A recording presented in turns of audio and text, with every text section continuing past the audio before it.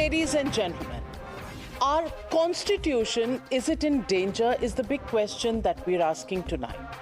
In 2024, as India celebrated 75 years of adoption of the Indian constitution, it has also become a central issue for social debate, for political debate and debates around our democracy. Samvidhan Khatre Mein Hai became the opposition's war cry, the narrative that literally punctured the center through a debate on the constitution in parliament. So elections and then the debate in Sansad was all around whether we are following the tenets of the constitution as originally envisaged. Unfortunately, instead of a meaningful rebuttal, there was marpeat over various issues, including respect to the father of the constitution, Dr. Bhimrao Ambedkar.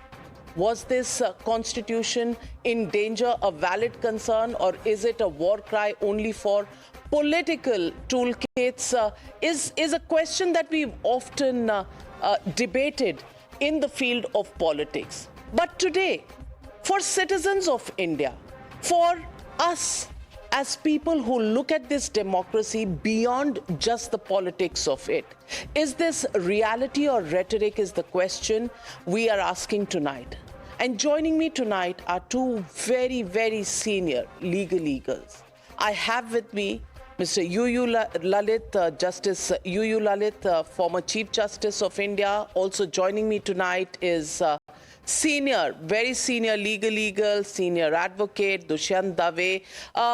And we want to set the record straight on issues that are actually troubling people of this country, because the debate and the entire narrative around is just so polarized. Whether our institutions have betrayed the Constitution, whether our politics has betrayed the Constitution, whether democracy is really under threat, whether the Constitution is really under threat. These are some issues we'll take up with our esteemed guest today. Thank you very much, gentlemen, for joining me. And let me begin with you, Justice Lalit. This has been an oft-repeated lament, if one were to call it that Constitution is in danger. The democracy is in danger because the Constitution has been defied in the present day. I want to ask you, do you today believe that the Constitution really is in danger, democracy is in danger, because the current custodians of the Constitutions, whether it is the executive or the judiciary, have one way or another put a threat to it? No, I don't believe or subscribe to that theory at all. According to me, we have lived up to the promise, number one. We have expanded the scope of inclusivity under the Constitution. What we are doing in last 75 years or as of now is taking the same spirit further up and develop it in this fashion. Now, I'll give you 2 or 3 instances. Number one, when the Constitution was originally enacted, there were only 2 sets of beneficiaries who were supposed to be part of affirmative action: scheduled caste and scheduled tribe. Of course, there was one small segment which was Anglo-Indian community, for whom there used to be a nomination of 2 seats in one of the houses of the parliament. Leave aside those Anglo-Indians. Today, what has happened is that apart from scheduled caste and scheduled tribe, one more set of beneficiary which got added was actually OBCs, as a part of your office memorandum which got challenged in Indira Sahni. So therefore, that was the 3rd set of persons who got the benefit as affirmative action. Then the 4th set, when it came to women getting representation in some of the elected kind of, bodies, like say Panchayat Samitis, Municipal Council, 73rd, 74th Amendment, the women were also given representation to the extent of 1/3 at the lower level. That same spirit is now getting carried by 106th Amendment by giving them representation in Lok Sabha as well as what is called the state legislatures. So therefore, one more set of beneficiary gets added. Then call it by interpretative process or Parliament taking the cue from what the Supreme Court then laid down. Every child in this country is now entitled to free and compulsory good quality education when he is between the ages of 6 to 14. So therefore, one more set of beneficiary getting added. If you see the course of constitution, 4 new regions have been added to the Indian Union, starting with Dadra Nagar Haveli, Goa, Daman and Diu, then Pondicherry, Yanam, Karaikal, and finally Sikkim. We haven't lost any territory. Our borders are secure. So therefore, if you look at it from that front, perhaps I think we are doing quite well. If you again think in terms of what used to be our per capita income in 1947 and today, even with the explosion in population, because we were just about 55 crores that time, today we are 140 crores, correct? Even then our per capita income is far, far greater. Literacy rate is again something, which is commendable. So therefore, if you look at it from various perspectives, what you find is that the Constitution is now truly getting inclusive in every character. And that is something very, very commendable. Can you imagine 250 years of US Constitution and how many Black Americans or African origin Americans have been senators there? In last 250 years, only 18. Look at our idea. Every house has to have 1/3 at least, 12.5% and 15 and 7.5%. Almost say one fourth of that has to have come from segments which are supposed to be depressed communities. So we give far greater representation to them. That's the kind of logic which our Constitution has laid down, and we are living up to that. Well said, but Dushyant Dave, are we looking at India from 1947 to 2024, getting into 2025, or are we only looking at the last 10 years when we lament that the Constitution is under threat? See, first and foremost, Chief Justice Lalit is one of the most respected jurists, a judge and a lawyer of this country. It's therefore very difficult for one to disagree with what he says. But having said that, I must say with great respect, Chief Justice, that the cup is either half full or it is half empty. To my mind, it is completely empty. Constitution is a document which is not at all damaged. It is a document as it survives today. 114 days of hard work by the Constituent Assembly to bring this finest of the documents is intact. Question is, what was provided therein by these great men and women who comprise the Constituent Assembly, led by great leaders like Rajendra Prasad, Jawaharlal Nehru, Sardar Vallabhbhai Patel, and of course Dr. Ambedkar. Those principles, to my mind, have really been watered down substantially.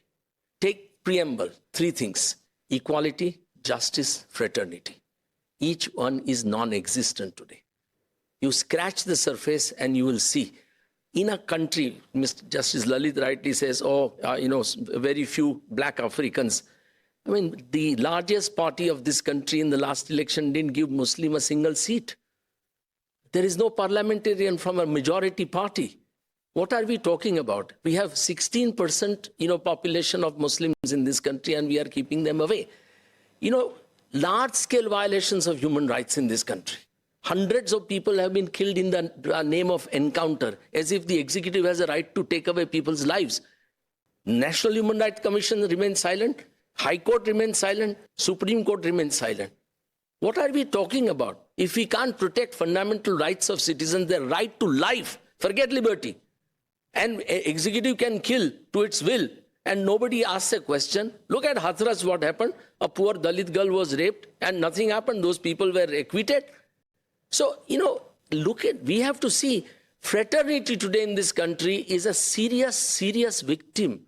And, we have to realize that these great men and women, when they gave the Constitution to us, They really wanted this country to prosper. It's not enough that, some development has taken place, some development has taken place there.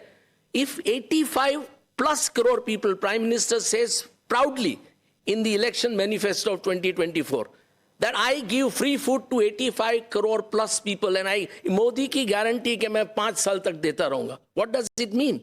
It means 85 plus crore people are living below poverty line. Now, out of 140 crore, if 85 crore are still dependent on state largesse for food, as essential as that, then can we say that we have progressed? Of course, we have progressed a little bit, but that's lopsided. We also have Adanis and Ambanis. Question is, the large number of people, the large section of the people, I would go to the extent of saying more than 75% people are today deprived in terms of not just their social status. It's all right to say that Dalits have got, reservation, they have got these seats, that seat. We all know what happens in our villages. In Gujarat, a Dalit cannot ride a horse to go and get married. Is this what constitutional framers wanted? And if he sits, he is killed. There are instances where they have been killed. So what are we talking about? We are talking about a nation which is seriously fractured. And the reason is this. Navika, you must remember, 4th of October 1948, this is what Ambedkar had said, that if you want to pervert constitution, you just change the form of the administration. And this is exactly what has happened. Ambedkar had also predicted on 25th November 1949 that will India lose democracy? He asked a rhetorical question to himself. He says, of course it will, when there is a landslide, meaning election. Mrs. Gandhi did it. Now Mr. Modi is doing it. We don't need a declared emergency.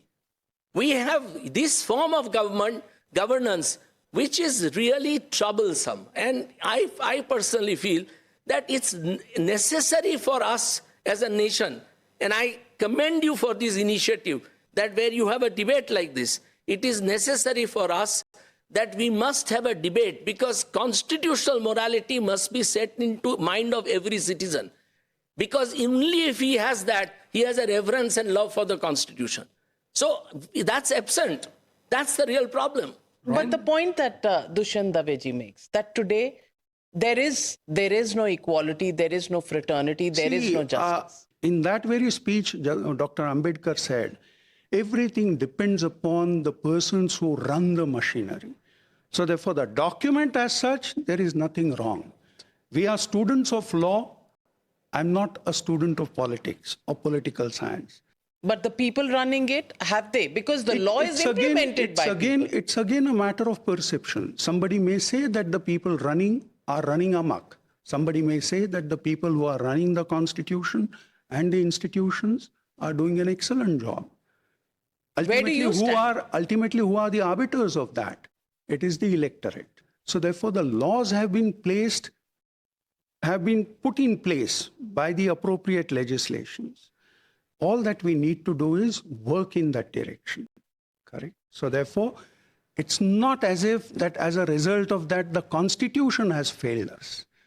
It may be that the machinery, the administration is not galvanizing itself in true spirit of the Constitution. So are we picking up, Dushyant Daveji, at random examples of where there may be such breakdown and generalizing them into, because that's the charge very often made. Right now, there are two parts of the society. There is the left liberal so-called ecosystem, and there is the right ecosystem. From what I gather from your point, the right system is running amok. The others say the left system doesn't see its own backyard and only comments on the right system. Where do you stand on that question? I am neither for right nor for left. Let's understand. I am a constitutional lover, as Chief Justice Lalit is. And he substantially agrees with my viewpoint. We are ad inam on one aspect, that Constitution as a document is immortal. That's one thing we must understand.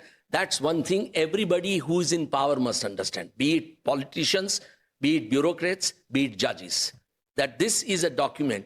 Question is, are you doing a lip service to this document, or you are doing a real service?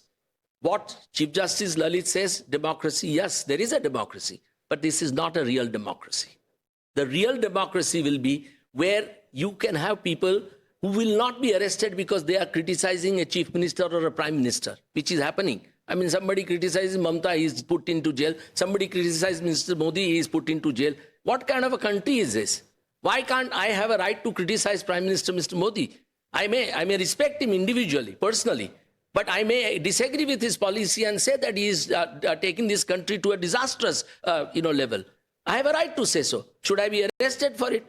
You have to understand that, look from any angle you look at it. We are a social democracy. And unless and until the social democracy is made meaningful, where today we can really bring merely, giving these benefits to communities and all that, to my mind, is not real achievement of the constitutional aims. The constitutional aims can be achieved when there is true fraternity. As Ambedkar said, these are trinity. Justice, equality, and fraternity. Unless every one of them works, in tandem, what is happening today? Look at judicial system. 5.5 crore cases are pending. People are not getting justice for 10, 20 years. Lakhs of people are in jail. They are not able to get, bail these days. What kind of judicial system we have? I mean, I am part of it. Chief Justice Lalit has been a very successful lawyer, a successful judge, and very successful Chief Justice, although for a short stint. We respect him for that. But let's not be blind to the reality on the ground that people are deprived of their right to justice. The quality of justice is bad. The rich and powerful have hijacked the judicial system. We all know that. I mean, can you imagine that particular corporates can get large number of judgments from a single judge and nobody does anything about it, despite a letter written by a former president of Supreme Court Bar Association? I mean, let us be blunt. I mean, a Chief Justice faced sexual harassment charge and everybody went out of their way to defend him, including the government of India. Solicitor General moved the Supreme Court for a Saturday hearing and the same Chief Justice sits on it. Is this the kind of judiciary we have? I'm sorry. Justice is completely denied to people. We have made mockery of judicial system in this country. There are exceptions. Lalit is one of them. But so what? Let us look at what people are getting. People are not able to get justice. Our judicial system is really very seriously flawed today. I mean, look at this Allahabad judge.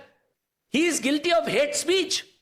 And you allow him to continue, call him and give him some pep talk as a collegium. I'm sorry, this is not how you do it. If private citizen, if a Muslim boy had done this speech, he would have been in jail and no bail would have been granted by my great judges.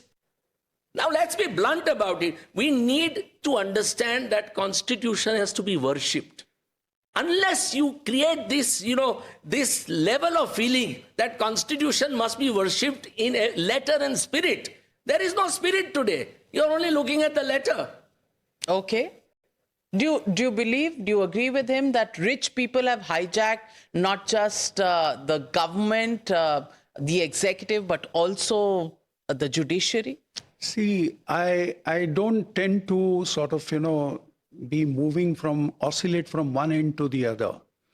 I look at it from the perspective, number one, first of all, when we expanded the scope of locus standi, today access to justice is something where even the poorest of the person can dream of and can come to the Supreme Court. What kind of time gets allocated for hearing his matter depends upon the judges. And we respect the judges. We will go by. We must have confidence in the ability of the judges. Today, do you know this, that so far as legal aid is concerned, because I know I was part of that apparatus for a fairly long time.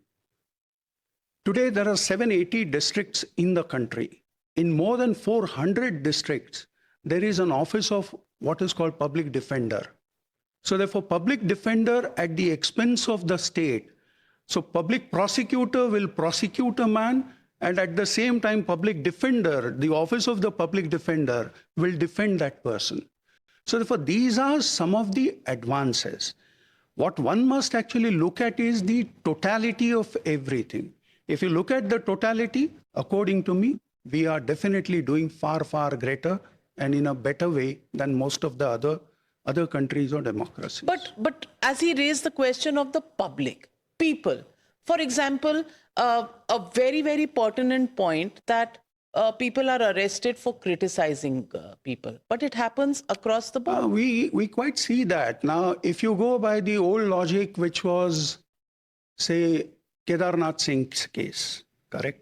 Even the journalist criticizing the government, what Bal Gangadhar Tilak had actually addressed in his address was, I have every right to criticize the policies of the government. No question on that issue. All that I can actually should not be doing is that I should not be inciting people to Violence. take up to violence. That was the demarcating line, which was Bal Gangadhar Tilak's address. Kedarnath Singh accepted that. Today, as a result of that, what is the logic? The logic is that you have every right to criticize the policies of the government. Correct? Based on that, as a law which has been laid down by the Supreme Court, naturally every citizen could never be sort of put in the wrong place as a result of maybe criticizing the policies of the government. It may be happening in one of the random cases that people are still put in jail. But then you have the courts, so therefore courts will always come to your rescue. So courts come to your rescue, Dushyant Dave, and the judiciary that you blame, that blame is not shared by Justice Lalit. But we started, you spoke about reservations, affirmative action. Now let me ask you, and we live in a practical world. The Constitution is a very important document, and legal eagles like yourselves interpret it and stay in the limitations of how to interpret the Constitution and the laws therein. I'm talking from a layperson, from a citizen's perspective, from the public's perspective. Laws are as good as, they come in handy for public, for their rights and, protection of their existence, so to speak. Now, I'm asking you about reservations. There is a debate. You may be, the former Chief Justice or a lawyer. The fact is that for people, there is this whole debate about reservation versus merit. The fact of the matter is now, caste census, how far should that go? Should that become a tenet of upholding democracy? Is this only an issue that is for vote bank politics? That's a debate in which this country has been dragged into. I want to ask you, are there enough safeguards to take care of the downtrodden, whether they are from lower caste or lower economic strata of the society, or a caste census determination of who's where is still necessary? Will that actually bring the society together, or will it divide it further? See, first and foremost, as a matter of fact, the last caste census was done in this country was in the year 1932. That was Hutton Commission. Thereafter, what we are following is the same percentage. We just translate that percentage to the present population. Say, for instance, in 1932, a particular community was said to be, say, 2% of the total population of that particular region or the state. Today, we translate that 2% quotient, put it on the present population, and say that so-and-so population must be belonging to that particular community. So therefore, if you want to be abreast of everything, naturally you have to have the facts which are clear. And perhaps I think the idea to have a caste census is something which will be good for the community, good for the society. Why? Number one, right from 1932, there hasn't been a census which has been undertaken for the entire country. The last attempt was made in Bihar just about 2 years back. Correct? So therefore, it evoked some kind of mixed reaction. Somebody supported, some people did not support it. So that's one part on the facts. Second, are you suggesting that downtrodden are not being given the opportunity? According to me, in fact, the fact that many states are now thinking in terms of eliminating certain communities and saying that because they are more advanced, so therefore let them not corner the advantages, and the advantages must actually percolate to the deepest of the pockets, in that sense, of the society. So therefore you accept one fact, that at least certain communities have advanced as a result of benefit of reservation or affirmative action. And that's where the success lies.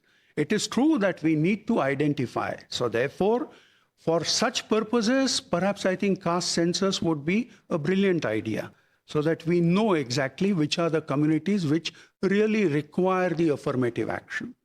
But it should only be based on caste, or should it be based on economic criteria? Now, economic criteria, EWS reservation is something which is part of the Constitution. I must also say that I was part of the minority. According to the minority, such kind of economic reservation was not consistent with the Constitution. But the majority has taken a different view. So therefore, 105th Amendment, 103rd or 5th Amendment, which brought in the EWS reservation in 15 and 16, both in educational institution and in also government sector employment, the validity has been sustained by the Supreme Court. So therefore, the initiative taken by the Parliament has actually been screened by the Supreme Court and accepted by the Supreme Court. Dushyant. Before I answer this question, I must go back to Chief Justice Lalit's statement that people get bail. Look, I can't agree to that statement at all. People are spending years and years, months and months before even judges think of granting them bail. Trial courts today and high courts are completely pressurized. They have no courage left to grant bail. It's only Supreme Court which now is taking a pushback, fortunately, in recent times. Judges like Justice Gawai and other judges are willing to consider granting bail to especially critics, to opposition leaders, and also to members belonging to minority communities. I think there is a very serious issue here. We need not now take, for example, benefits. How many successful lawyers are Dalits? How many judges have been appointed from the communities which comprise more than 60% of our population? And how many of them were high caste, coming from the high caste families? How many were related to the judges themselves? I mean, let's not go into these aspects. Fact is, things have disappeared. Now, legal aid. Chief Justice is right, there is legal aid. You know something? I have been begging judges after judges, including Chief Justice Lalit, whom I have set in the legal aid committee as chairperson, that give me 10 to 15 briefs free of charge to work every month for legal aid. Nobody is sending me. Nobody is sending me. I was a member of NALSA, National Legal Service Authority, for 5 years. When I went there, I found that its accounts were not audited by more than 2 decades. I fought with Justice Bhan, who was then chairperson, for auditing the account. He resisted. It was only when Justice Dhumapal took over that I persuaded her to have CJI audit. I mean, it's all right. Everything is on paper. Justice Lalit is right. You go deep into it and you will find every system is failing. What kind of lawyers stand up today in Supreme Court for legal aid and say, oh, we are legal aid lawyers? As if, I mean, you must give some special recognition. They are not prepared. They don't do enough justice to the legal aid clients, more often than not. I mean, now, so that's one aspect. There is something seriously which needs introspection. I beg, I'm a judge's son. I have been a lawyer for 46 years. I love this system. I respect this system. But I must say that unless judges give a pushback and have this, beautiful document, a real interpretation, we will be left with, constitution which is only on paper, which is happening fast. It has nothing to do with BJP or Congress. No politician wants constitution to be applied because it doesn't suit those in power. No bureaucrat likes it. No police officer likes it. And I must say, regrettably, in recent years, recent decades, even judges don't like it.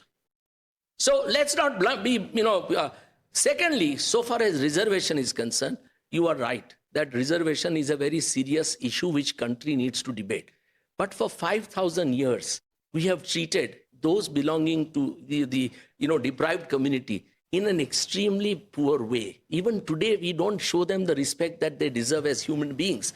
Equality is the essential cornerstone of our constitution. That equality is, really not available to them. Yes, some creamy section, as Justice Lalit mentions, have benefited. But today, take, for example, private engineering and medical colleges. How much money do they charge to give admissions? Does anybody talk about them? Those colleges in Manipal and other places, these private universities that this kind government has now recognized, some 500 of them, You know how much money they are charging for admissions? Anywhere between 10 lakhs for law to about 1 crore for medical educations or more. So you are not willing to talk about that reservation, which the rich and the powerful can get. But you are willing to, discuss that these people who have been deprived for 5,000 years are whether to be continued to be given reservation. They must be given reservation. Unless and until we bring the society on equal status, reservation is there to stay, and we must respect it. Just because I am a Brahmin doesn't mean that I should shy away from reservation. After all, I must look at my citizens, fellow citizens. So it's a very difficult debate, Navika ji. We need a very serious understanding. We need to really introspect as a nation how we can really help people at the lowest levels. I agree with you that there are some disadvantaged sections of the society. But please look at the modern day country. There are educated people. I mean, middle class, does it not have the right to exist? Look at the brain drain. These are complex issues because merit does not find too much of premium on it. Is that debate to be set aside forever because we're still going through a churning process where equality is being addressed? The issue here, Justice Lalit, is about while we address this, are we forgetting the other side? It is a seesaw of sorts. But when we address one side of the requirement in society, are we forgetting the other side? Are we forgetting the need for merit, for creating value within the country, for competing with the world outside? It's a debate that has to be a holistic debate. Are we getting blown away only by the politics of it? See, number one, first of all, the moment you speak of affirmative action, the affirmative action is to bring the lot from the level and bring it at par with all the other citizens or the other communities. So therefore, so long as that part is not sort of achieved, the level is not attained by that particular community, your affirmative action has to continue. On that score, there is no difficulty, which means that perhaps concept of reservation is something which is here to stay for a while, no doubt about it. Now look at it from the other perspective. So therefore, what you are now trying to say is that merit versus sort of reservation, correct? We're still a very, very nascent democracy. What is the normal way in which 14th Amendment is considered by the American courts is what? They say our constitution is color blind. Though color conscious, it is color blind, which means, take for instance, affirmative action is normally in two areas. One, at the expense of a fellow citizen, because the moment you give admission through reservation quota to a person, you actually deprive a person in the merit list. The last man gets sort of pushed out. So therefore, that kind of affirmative action is at the expense of a fellow citizen. Other affirmative action, for instance, you give scholarship, free coaching, everything. That will be, the expenditure will be borne by the exchequer. So therefore, it is at the expense of the, I said exchequer. That means the same thing. So at the expense of the state or the exchequer. So therefore, that kind of affirmative action is normally accepted to be the correct way in US. The second part, that is the state bearing everything. But at the same time, they do not subscribe to the idea that very well, in order to give admission to somebody, you may discard somebody from the merit list. That is exactly why Bakke and other cases which were decided by the US Supreme Court, saying that very well, some kind of diversity on campus may be something, an issue which the perhaps institutions like Harvard, Stanford can certainly consider. But the latest judgment is again going back to the same level, that sorry, we will not permit all of this. As against that, what we are doing is, we are still allowing what is called entry through the reservation or the quota system, correct? Now the next part. What does it actually mean so far as those candidates who call themselves in the merit list? Now, look at it from the other perspective. Initially, there used to be only 5 IITs, main IITs. With 2 other IITs which got in was that Banaras and Roorkee, and then Guwahati, which were 3 other IITs. Today we have almost 20 IITs. So if you're thinking in terms of sharing or having the piece of a cake or sharing the cake, you are now trying to expand the size of that cake as well. So therefore, the opportunities are also getting enhanced. Student community has better opportunities. Now, what the point which Mr. Dave said is absolutely right, that when it comes to private institutions, there is no concept of reservation. But the Constitution enables the state. Now, as a result of the amendment, which has been brought in so far as 15 and 16 are concerned. So therefore, even a reservation as a concept can be worked in a private institution. For instance, say BITS Pilani, you can still work the concept of reservation. Of course, it is left to the enabling power is given to the state. So therefore, that kind of power is also given. So our constitution makers are always conscious of the fact that very well there is one stream which is private colleges. And perhaps in private colleges, reservation as a concept also needs to be worked. Not economic reservation. Not economic. Here they pay money and get the admission. No, I'm saying so far as private colleges are concerned. If you can get scholarship, if you can get other kind of, affirmative action, certainly yes. But reservation can still be worked in private institutions. Yes, it should. So therefore, that's the kind of, fine balance which we need to undertake. And the balance has to be, number one, affirmative action in the form of scholarship, freeship, assistance, provide everything. Provide everything. When it comes to reservation, of course, subject to what the state has as an apparatus, whether is it something conducive with their policies, they'll certainly adopt that. Let me also now move to the issue of whether there should be a universal, civil code. Should there be different laws? 77 years after independence, should be still having different laws for different people? Is it time to revisit that? Or is it really, because the fathers of our constitution have mentioned a time frame, or at least the desire, the objective to go towards that. Do you think it is always going to be overshadowed by the political instincts on this one? Or do you think as a country, just for the justice part that you talk, there should be a uniform civil code? It's a very, very difficult and debatable question.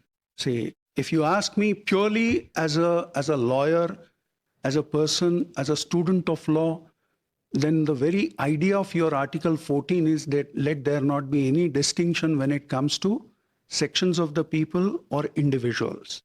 So going by that as a logic, certainly yes, there should not be any discrimination or distinction. But the very concept of Article 14 itself is, at times there can be a classification. So therefore, the very fact that there can be a classification, it depends upon the state action. So therefore, as a student of law, my individual, perhaps I think, the idea would be, let there not be any distinction. But then it is left to the elected representatives, the parliament, to actually sort of, bring to bear what they consider it to be appropriate. A simple issue of right to pray. Now, we are at two extremes, Mr. Dave. On the one side, there is this whole debate that everything is being dug up to find what existed there in the ancient times. On the other hand, we also have a law for another faith where any property is being looked at as, even a 1500-year-old temple is being looked at as a waqf land, waqf property. Now, these two issues at two ends of the spectrum are creating a little bit of dissonance. A little bit is a polite way of putting it, but it is creating dissonance in the society. How should we see it? Should we only see it as an issue of faith? Should we go beyond that and look at it as an issue where the Places of Worship Act has said that ASI protected institutions are out of it? The Waqf, can it claim an old temple, an ancient temple of 1500? Will the confrontation between these two issues be only settled politically, or is there something in the Constitution? First answer to that is that we should forget all these issues. We have a lot to achieve in this country. We have to fight poverty. We have to fight inequality. We have to fight illiteracy. We have to fight the gap between the rich and the poor. We have to fight so many issues. We have to fight unemployment. I mean, today, estimates are that almost 20 crore youth are sitting at home without doing any work. I mean, we are losing this great advantage that we have of a population, young population, which is the best in the world. So all these, religion must be at home. Religion cannot be worn on the sleeves. I am deeply religious. Every morning I light a lamp and remember every gods and of every faith. It's not just my own gods. My mother was deeply Shivite, who worshipped, as nobody would ever do. So I know Chief Justice Lalit is deeply spiritual. I know that. But we keep spirituality in our hearts at home. Now, you have to understand, it's not easy what you are asking. Constitution, the one thread that runs to the Constitution is secularism. The word secularism, which was introduced by Mrs. Gandhi in preamble, is not relevant. There are so many articles of the Constitution which actually speak about secularism. 25, 26, 29, 30. And if you read the debates, unfortunately, today's politicians have no time to read anything. If you read the Constituent Assembly debates, they speak about Rig Veda, they speak about Mahabharata, they speak about Sufi saints. They speak about all kinds of, you should see the kind of debates that went on. And they then decided that every community must have a right to, follow their religion, keep their culture, follow their practices. All this is part of secularism. We don't want to undo what Babur did. He was a barbaric. Do you want to be remembered 200 years later that we were barbaric? No. Where will we stop? I have no doubt that every Islamic monument perhaps was built on a Hindu temple. But then every Hindu temple was built on a Jain temple or a Buddhist temple, as Devdutt Patnaik rightly points out. Are we going to start digging all this? Should we dig up Taj Mahal? Should we dig up Red Fort? We don't need it. This is a beautiful country. This country has a role to play in the world which is unparalleled. It is being, deprived of that right, we the people, by our politicians. Our politicians are leading into this nonsense. They are not willing to, because they have a lot to hide.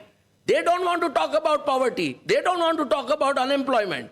So they want to talk about temples. Now let us understand, media has a great role to play.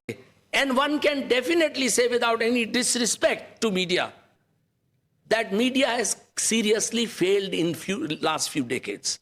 And that is something which is troubling me the most, because unless media is vigilant, unless media really tells what the constitutional framers wanted this country to be.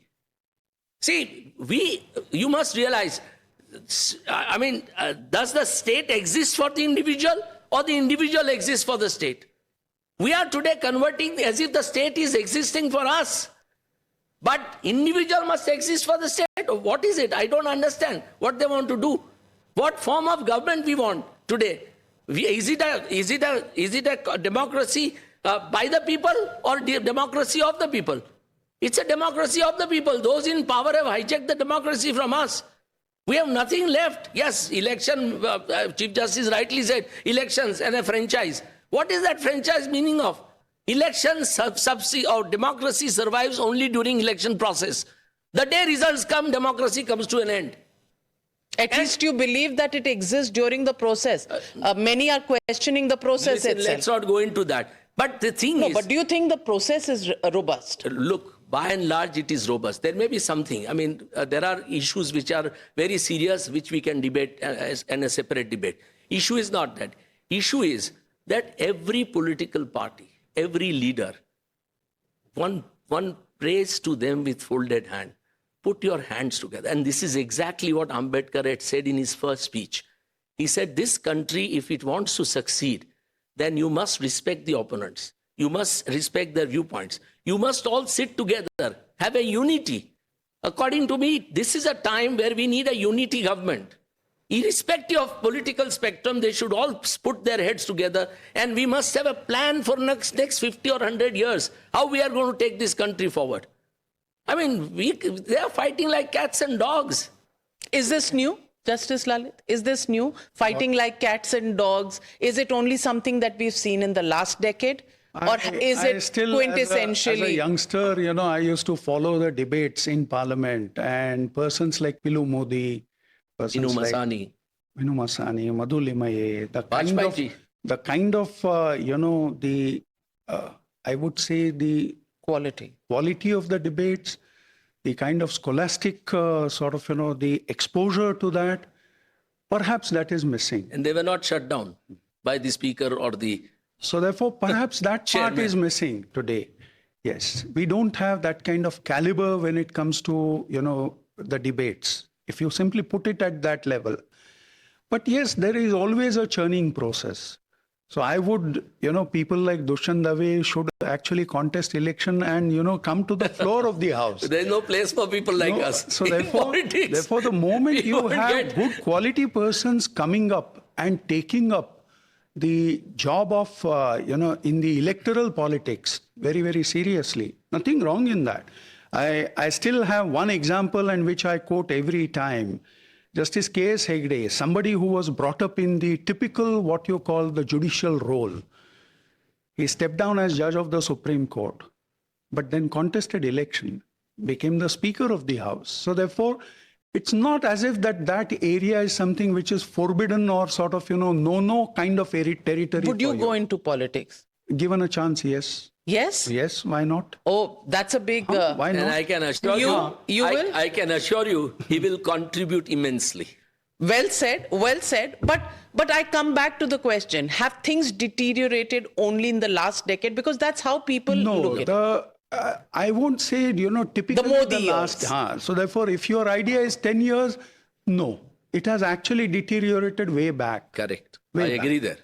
You agree there? Absolutely. Many would believe that you would think that Modi years are responsible. I think India's downfall started with Mrs. Indira Gandhi.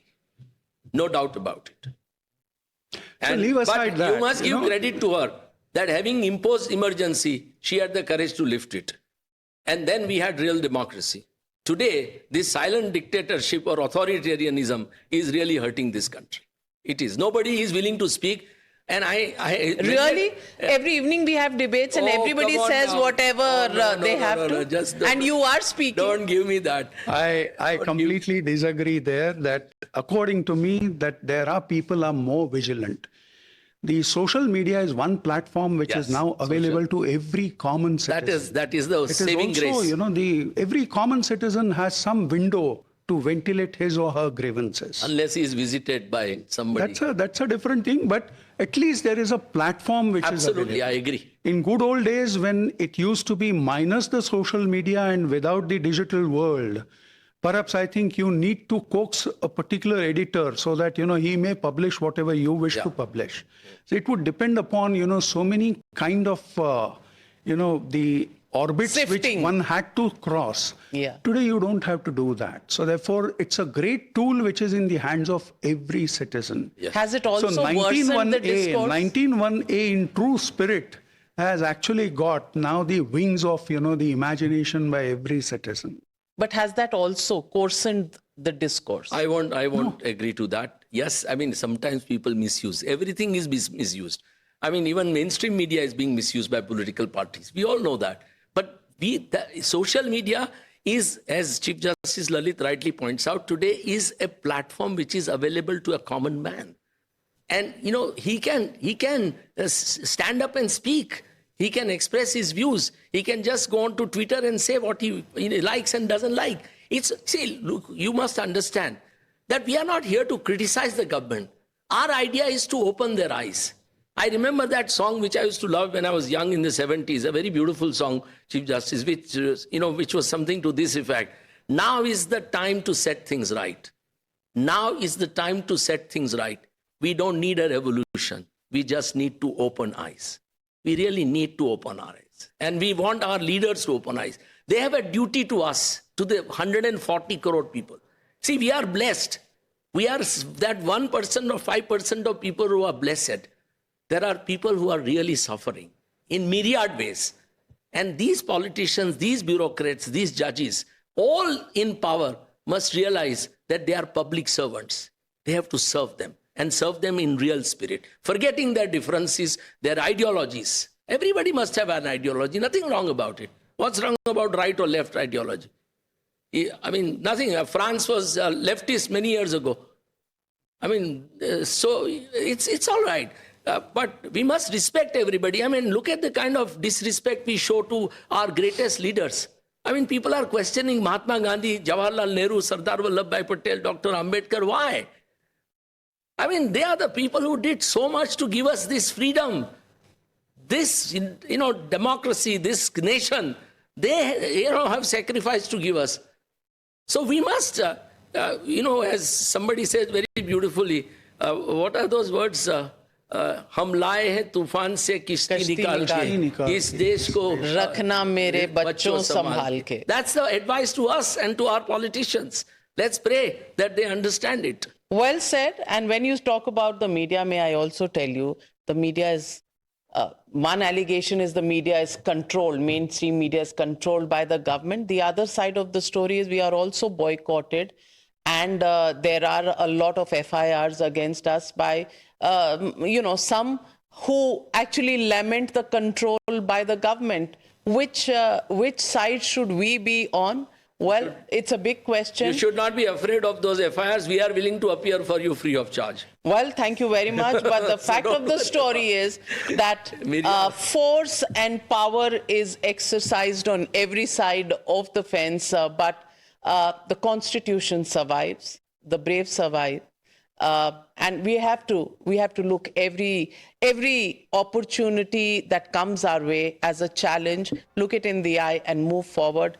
And the rightest words are... Einstein put it brilliantly. You must have heard his statement. He said, Constitution's success depends on determination of every citizen to defend it. And that's what we need today. Absolutely. Absolutely. No question on that. And today, at least we sitting here pray and we also resolve to stand up for the Constitution, for the right of everybody. And the Constitution is as good as the people who stand up and fight for it and live by it. The Constitution is always good. It will be, taken further by a good set of people.